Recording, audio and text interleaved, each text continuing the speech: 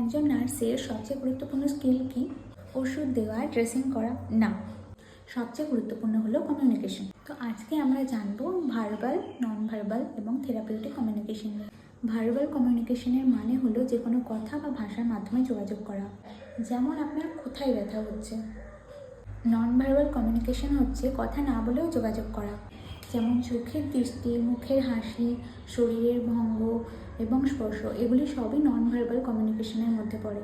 Therapeutic communication হচ্ছে এমন এক কমিউনিকেশন যা রোগীর মানসিক শান্তি এবং আরামের জন্য ব্যবহার করা হয়।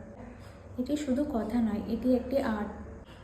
যেমন অ্যাক্টিভ লিসেনিং, রোগীর কথা না কেটে মনোযোগ দিয়ে শোনা। এমপ্যাথি দেখানো, আমি বুঝতে পারছি আপনি এখন কতটা কষ্টে আছেন। সাইলেন্স ব্যবহার করা, এটা হচ্ছে রোগীকে সময় দেওয়া যাতে সে নিজের অনুভব প্রকাশ করতে পারে। এইসব কমিউনিকেশন টেকনিক রোগীর আস্থা আরও বাড়ায় এবং রোগীকে দ্রুত সুস্থ করে তোলে। একজন ভালো নার্স হতে গেলে কমিউনিকেশন স্কিল ভালো হওয়া উচিত।